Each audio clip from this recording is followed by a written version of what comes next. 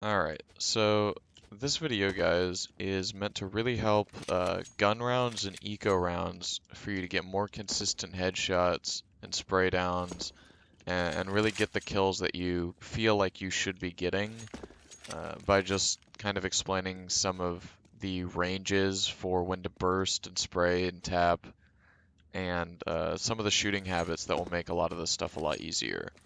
So if I start out with the rifles, the AK being the hardest out of the regular ones, um, the spray range, the maximum range you want to be spraying from, is really only from about here to like here.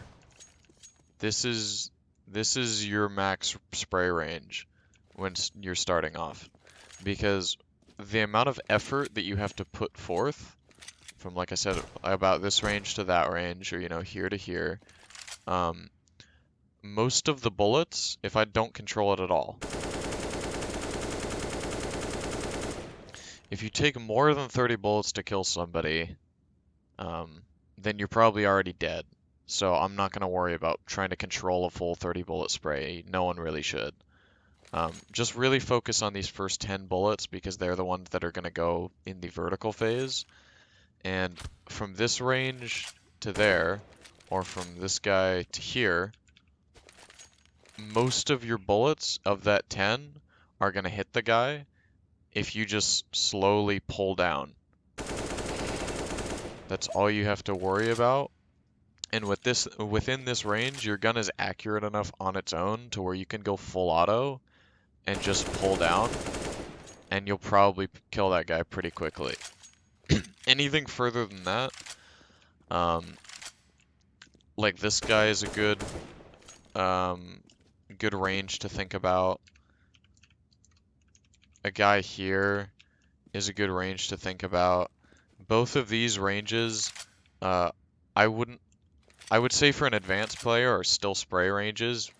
Like I could spray this guy down and be pretty confident. I'm still gonna miss sometimes, but that's a pretty decent spray distance. For a lot of players though, for rusty players, for players that are getting, back into the game or they're a little bit on the beginner side, this is a range where you really want to be bursting. And to help you out with that, something important to know is that crouching in Counter-Strike does a great deal of things for your recoil, and it helps a lot with spray control, with tapping, recovery time. A whole bunch of great things happen when you crouch. And so for most of your gunfights, you want to be crouching. If I come around this corner and I crouch, this is still like I would be hesitant to spray here because if I start here and pull down, only 4 or 5 bullets are going to be in his general area. And he could start moving around, that's going to throw off my spray. This isn't a good spray range. But if you crouch here around these two distances and just burst, 2 to 3 round burst, then you're maximizing the amount of bullets that are going to be like around his target without you having to really control the recoil too much, just by pulling down slightly.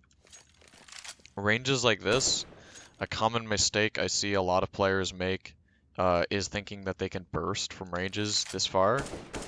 You don't want to burst from ranges this far, because if I fire 2 AK bullets standing up, you can see that the difference where they land is about, I would say, like 4 inches, and somebody's head is about 4 inches. So, from this range, if I'm bursting, there's a chance that both of those rounds are going to hit his head, but it's likely that only one of those is going to, and that's going to slow your accuracy, recovery time, and it's going to make it a harder shot. So out at ranges like this, I would really recommend just tapping. This is about the fastest I would ever recommend tapping a gun at any distance. If you're going to tap faster than this, you might as well just burst or spray.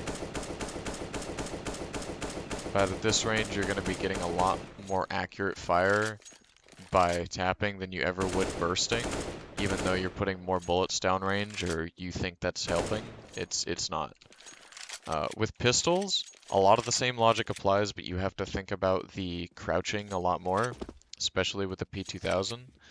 Uh, if I shoot it from this distance to here, and I just go, a lot of those rounds hit him. A lot of those rounds didn't. If I crouch, almost all those rounds hit him. You can afford to fire fast with pistols, even Deagle. Some people don't understand that at this range, you can fire pretty quickly with a Deagle and still get kills. You can see all those bullets are hitting him if I'm going for the body. I would not recommend trying to go for a headshot at this range because that's just not going to happen unless you're tapping and aiming slowly. But you can go pretty fast with a Deagle. Almost max fire rate at close range and close to it at medium range as long as you're going for body shots. P2000 I'd almost always recommend going for headshots, but just slow it down a little bit. And the damage, the time to kill is going to be so much quicker than if you spam it. And your pistols, especially on anti-ecos when you're facing rifles, if you come around a corner and you just crouch and start looking for that headshot at like a medium tapping, you're going to get a lot more kills that way.